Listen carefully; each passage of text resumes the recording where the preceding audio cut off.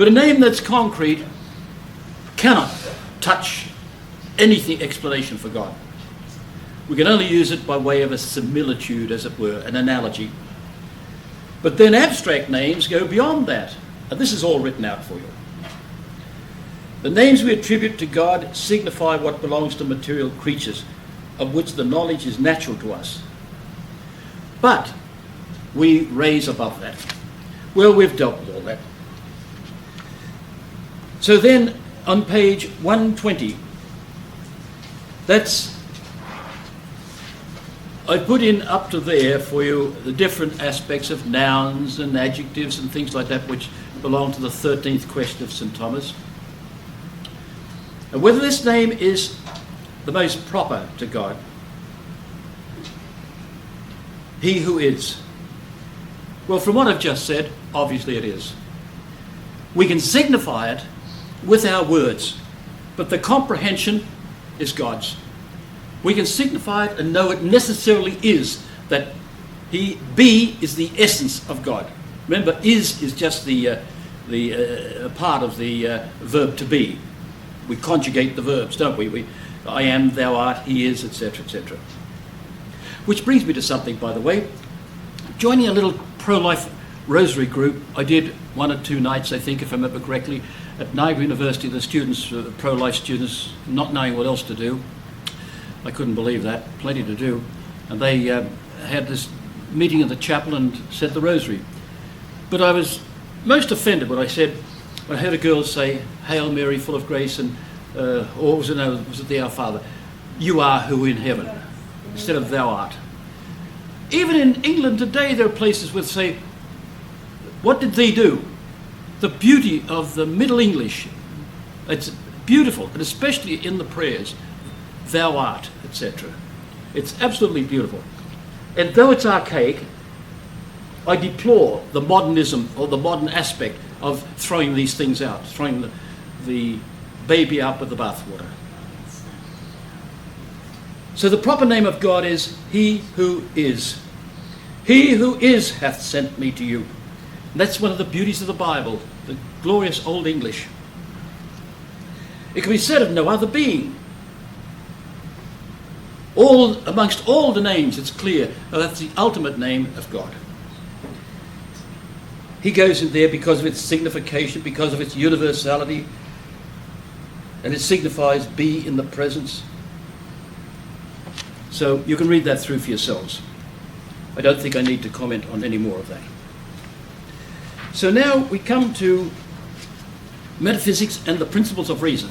So strictly what we're doing here now is defensive metaphysics, which in modern terms today they call epistemology. Now epistemology is a very bad term, and I'll explain why. Episteme in Greek means knowledge. But that's not what epistemology is. Even my old master, Father Regis, whose beautiful book on epistemology, admitted that he didn't know where epistemology fits into language, or into philosophy rather. But Woodbury didn't have any qualms about that, neither did Marquard, neither did Garrigou-Lagrange. It's a part of metaphysics. Metaphysics first, you should ask this: can we have a philosophy? Can beings out there be in the mind so we can have a philosophy? That's epistemology, if you like. That's defensive metaphysics in that sense. Secondly, if you've got being in the mind, what knowledge can we derive from that? In other words, the science of ontology.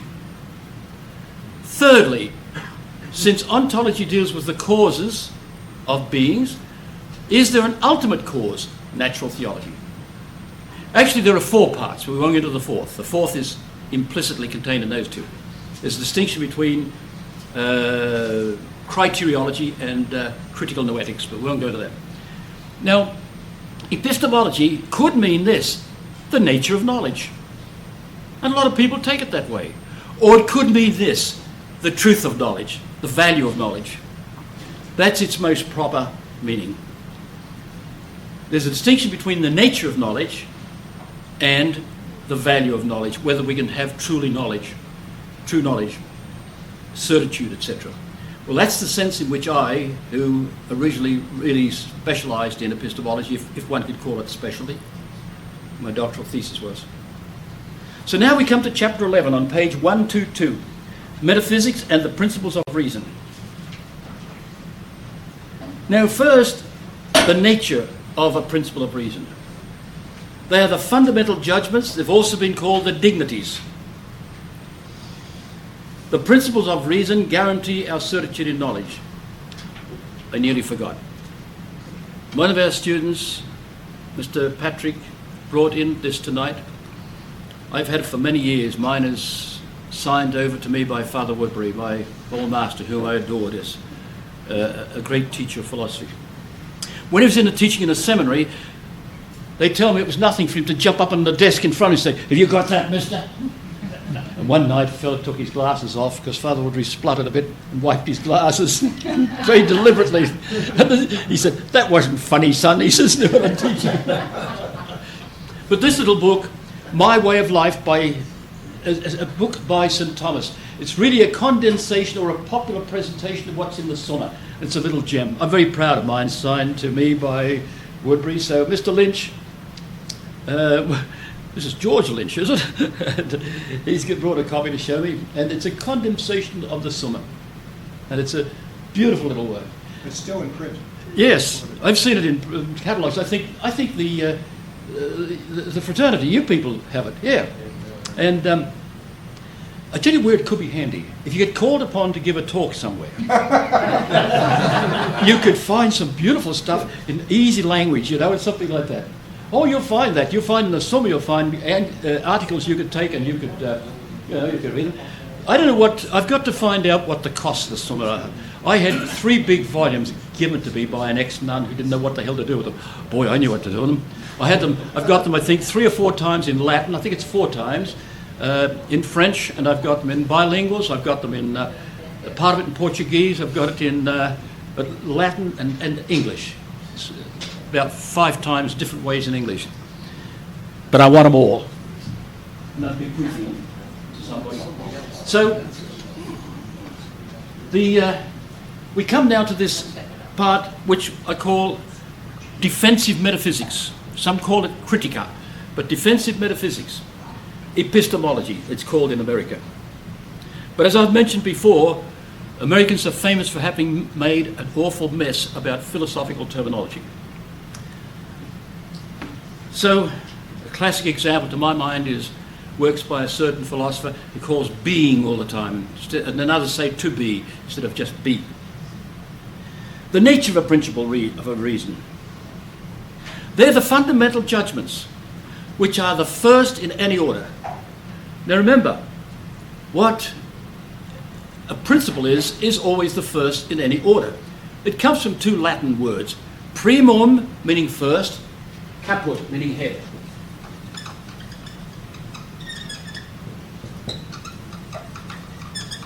You heard of somebody decapitated. Well, first head, the beginning, the basic in any order. Then the order of parts, for instance. The whole is greater than its part. There's the first.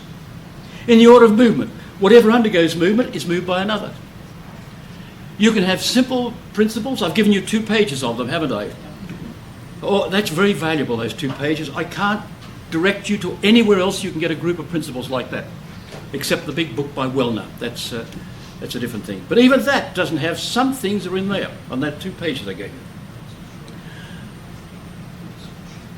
For instance, think of this one. Movement towards an image, as it is an image, is movement towards that whereof it is an image.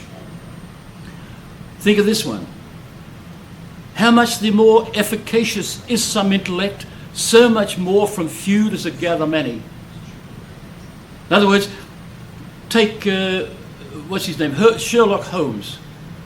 The other night, if you saw, I never watched those things. I'd rather read Father Brown stories than watch Sherlock Holmes.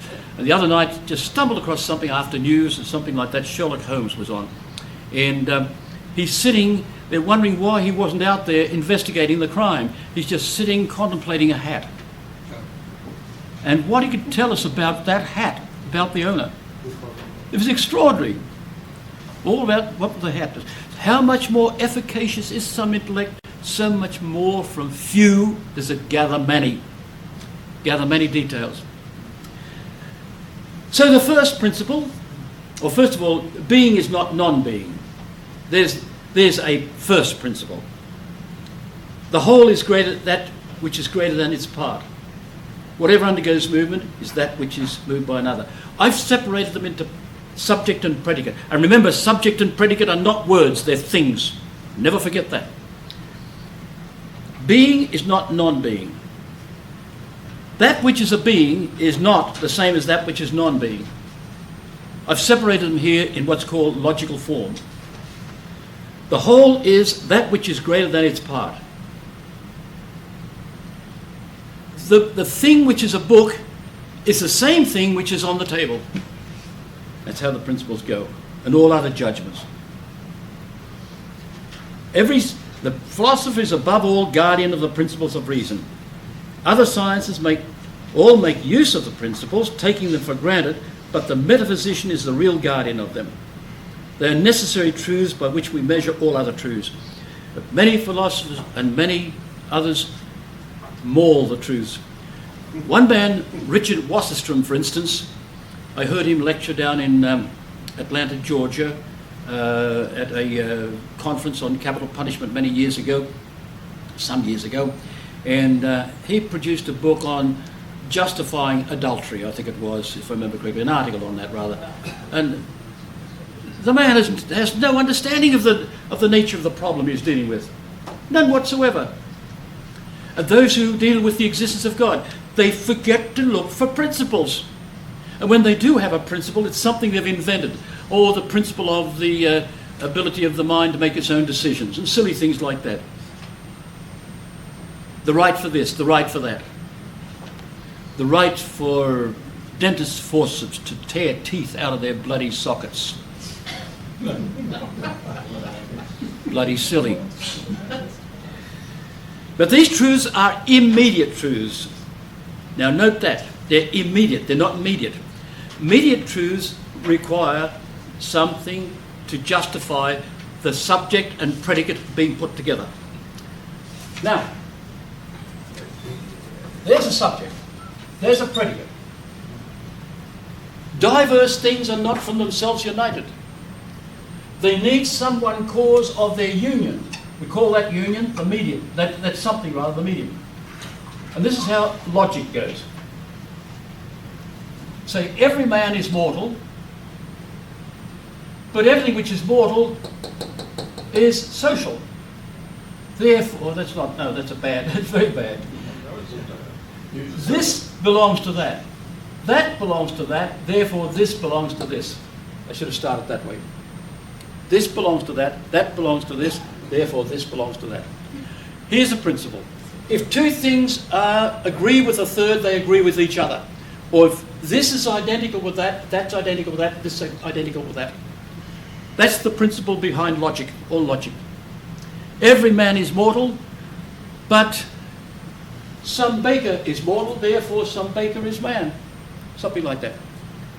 I won't confuse you because you remember there are 64 possible syllogisms in logic.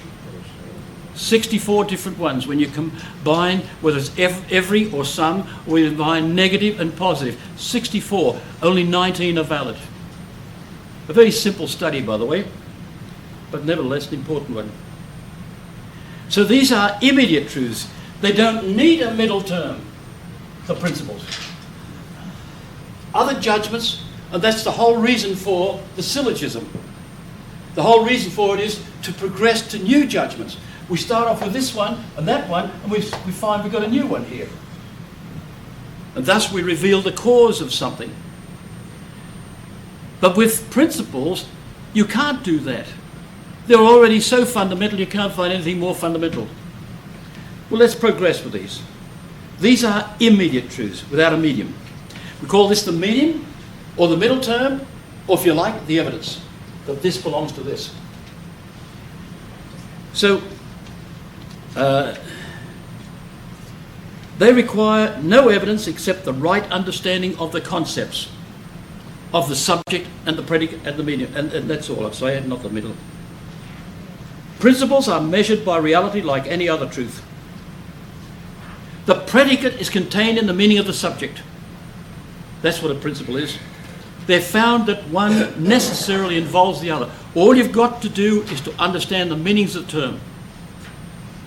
Understand the meaning of a wholeness and greater than its part. You've only got to understand it, that the whole is greater than its part. You know, what you're fighting today in classrooms is this sort of thing. Some students occasionally will write, the whole is that which is greater than its parts. No, I'm sorry. How'd they put it again? The parts. Some think the whole is greater than the sum of the parts. That's it. The whole is greater than the sum of the parts. That's it. I say, where the heck did you get that from? The whole, we can't prove that. As a matter of fact, it's absurd. It's greater in another respect, or it seems to be greater.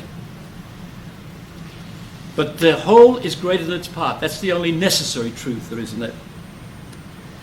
So, the principles are measured by reality. We think as things are, and principles are expressing the nature of things. Definitions always express the natures of things, but principles express the natures of reality, of being. Note the words, for instance. This word. In Latin, res means thing. And what is it? Reor means think. What does it mean? I be thinged. My mind's being tampered or influenced by things. That's what the meaning of it is. And take even in German. Ding, thing. What's the verb? Denken. To think. Thing, think.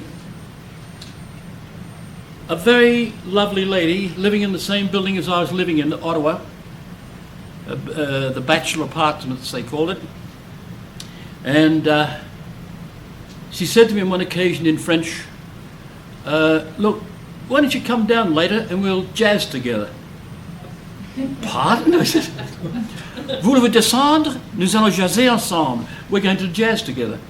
Well, I didn't know the verb jaser in French means to chat. But I didn't know that at the time. I thought, what the hell's this one? Anyway?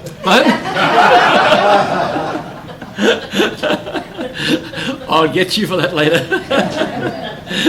But it's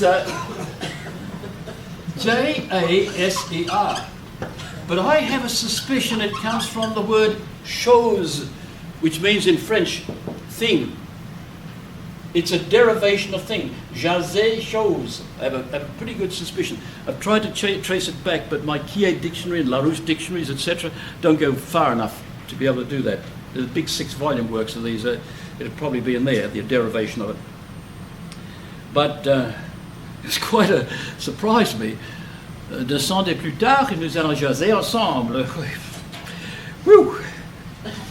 So, there's another one, causer, to cause, which seems to be also have this meaning of to chat. And it comes from cause, which comes from shows, I think. Anyway, but the idea is that the mind is conformed to things. That's the meaning of the words.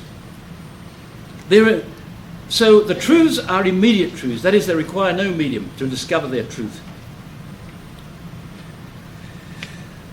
Most judgments are contingent truths and need a medium to know the connection between the subject and predicate. Now here's one. The book is on the table. But that's not true unless somebody put it there. There's the medium. There's the evidence. Somebody put it there. That joins the subject and predicate. So what we're trying to do in the principles of reason is to use them to put subjects and predicates together to form new judgments. What's the highest function of a human intellect? Pardon? To make a judgment? To make a judgment, yes. Not to reason, but to make a judgment. Remember, there are three actions of the human intellect. Simple apprehension,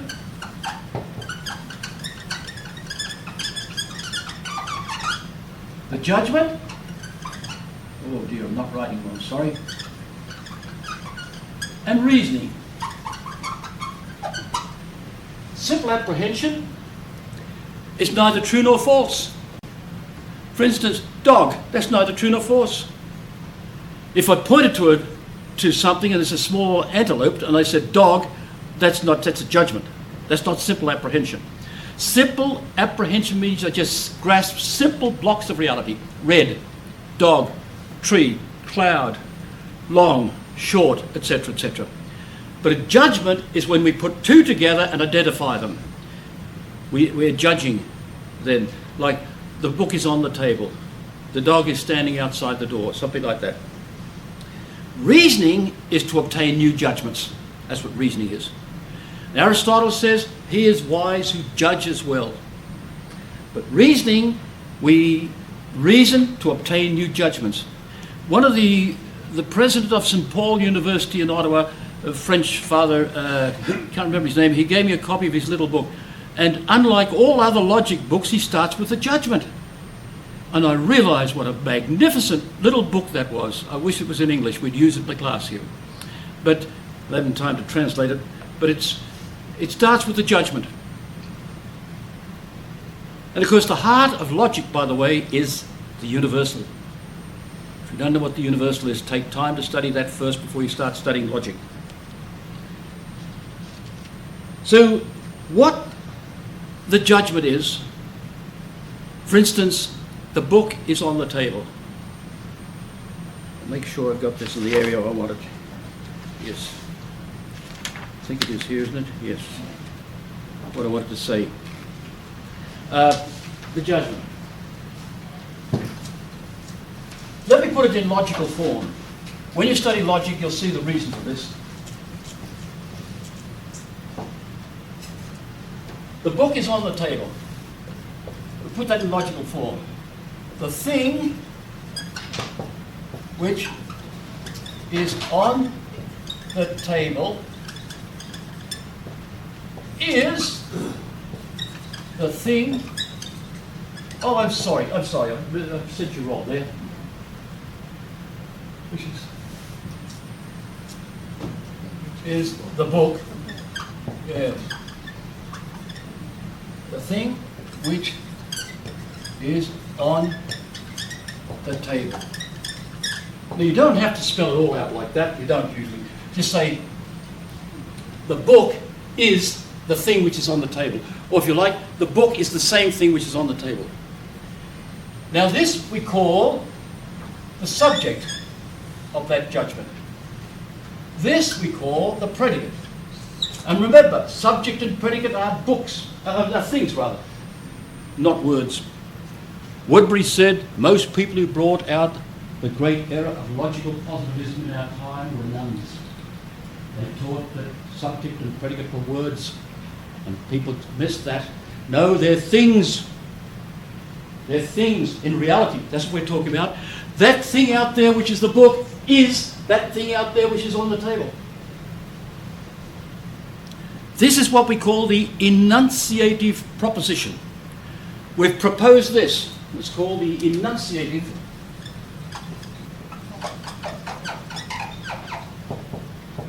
proposition. We form that in the intellect. That's the first thing. Then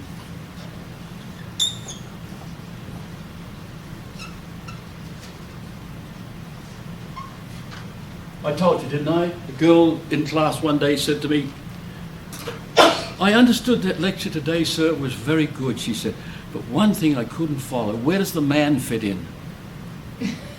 What man? She said, well, I don't know, but there's his hair. That was by drawing him a book, an open book.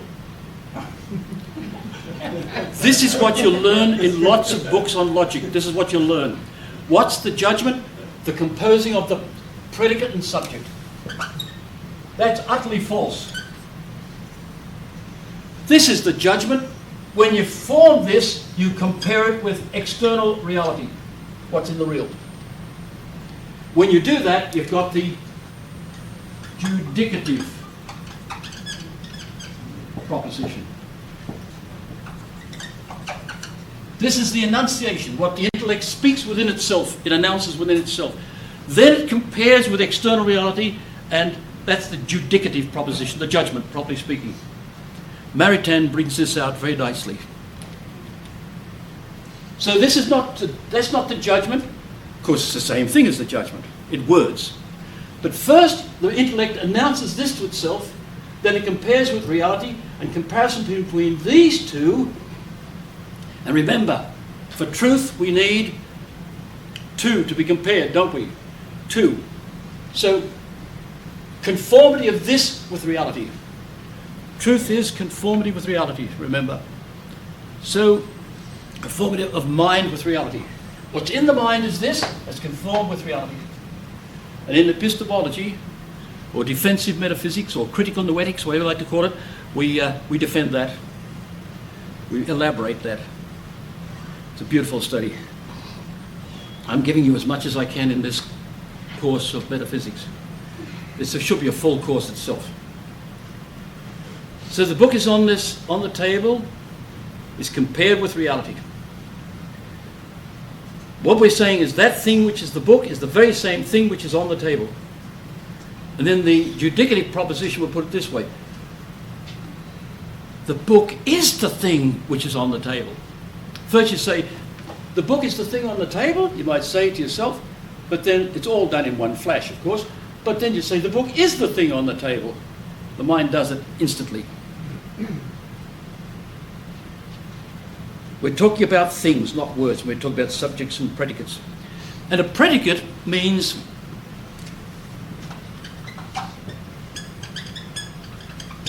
sayable about what went before. Sayable about what went before.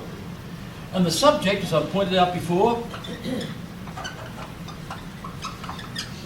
thrown under.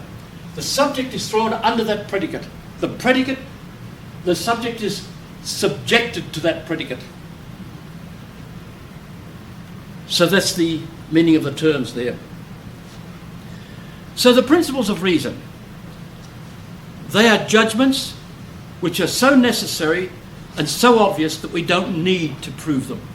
In fact, we cannot prove them, but we can defend them. You defend the truth of them, but you don't prove them as you do with other things, because they're self-evident. They're immediate truths. So, as long as the terms are known, the subject and predicate, you see, I nearly said concept. Well, they are conceptions, but term is a better expression, because you can have one term with about 50 concepts in it.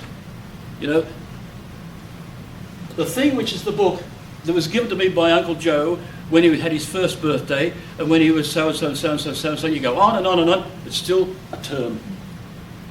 Still a term. That's the point about that. So then,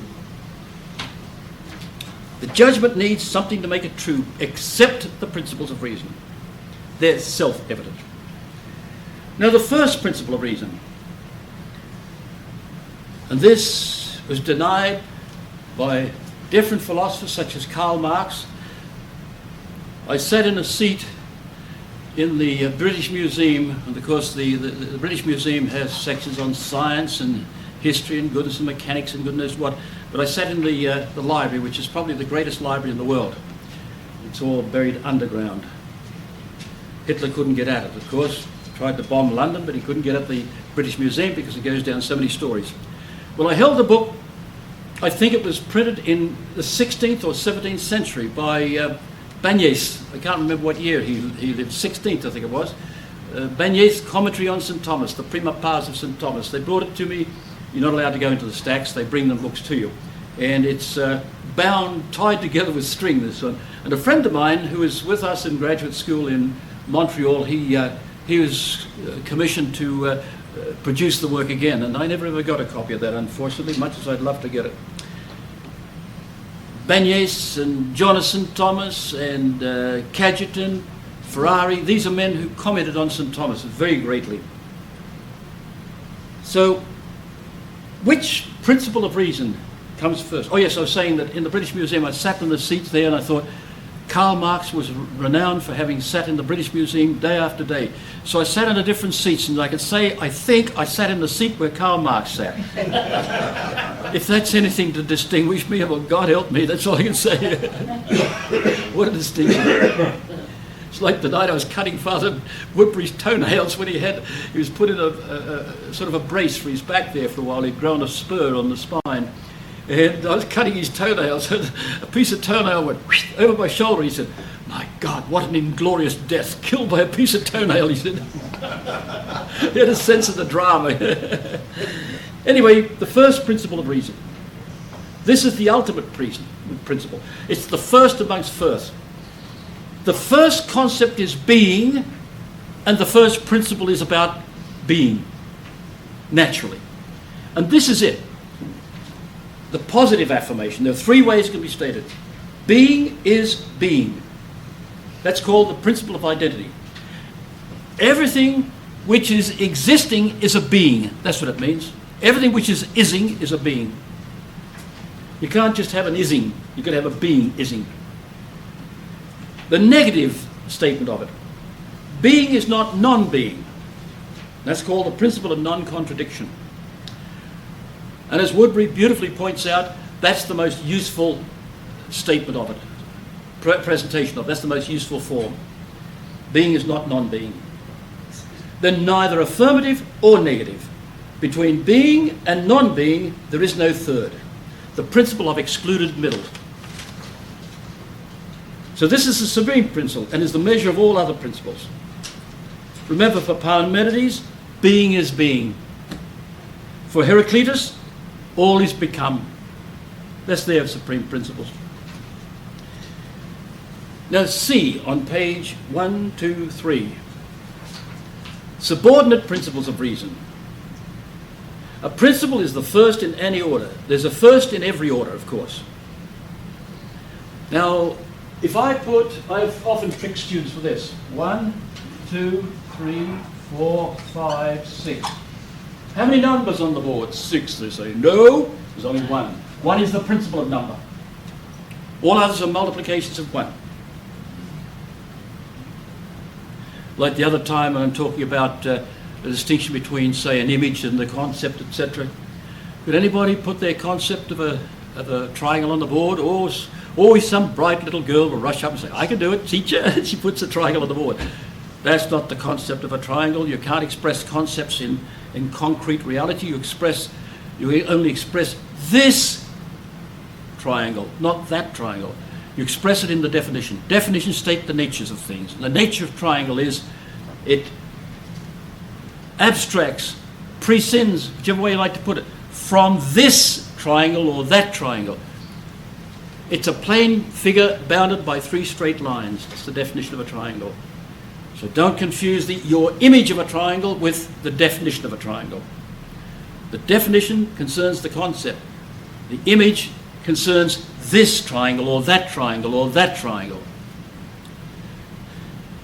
Now, subordinate principles of reason. It's the first in any order. The internal combustion principle is the first in the order of car transportation. It shows you how young people can be very easily impressed. What did I say one day in class about except the gasoline injection or something like that? I expressed some detail about car engines. The student came up and said, "Gee, you've made a big hit with all the guys. You know something about mechanics." It was a simple, obvious thing. So how easily they're impressed. They think a professor is in dust and amongst books all the time and never sees the outside world. I worked on cars, mechanics, and I've stopped and I've pulled a carburetor down on the highway and put it together again, cleaned it out, and off we went. That was in Australia I did that. Where did I see something wrong here? Yeah. So, these subordinate principles of reason. There are subordinate principles in the order of judgments. Thus, the order of movement. Whatever undergoes movement is moved by another. Don't ever say what is moved by the other. I've explained that before, haven't I? About the... Remember that the quid movetur, ab alio movetur. The two movetors are two different words. One is middle voice and one is the active voice, a passive voice rather. So, then the order of parts. The whole is greater than its part. The order of being. Being is being. So as you've seen there, we cannot prove the existence of reason or the truth of a principle of reason, but we can defend them. They are ultimates. That's why we cannot prove directly that they are true. I think, my friends, we'll finish up there for tonight. Oh, sorry, Mrs. Venari. Dr. Waters, you have, as a subordinate principle of reason, you say being is being. Yeah, that shouldn't be there. You're right. Oh, I didn't notice that myself. You're right. I got carried away there. Yep. It's on page 123, about a quarter way down the page. That shouldn't be there. It shouldn't be. It shouldn't be there at all. Nothing. No. See, that's the supreme principle. That's These are all supposed to be subordinate principles. And only one person was wide awake and saw that. Has anybody got a koala you can give this lady? I'll have to bring you one in. Yes, we're just about, we've done a fair bit there. The next one will be very interesting. I'm running a little late. I've got the stuff practically ready, but I'll let you have it as soon as I can. Sometime this week, I'll let you have, over the weekend or something, the next chapter. And we're progressing towards the end now. What are we going to do after this we've finished? Because we're coming to the end of our course of metaphysics.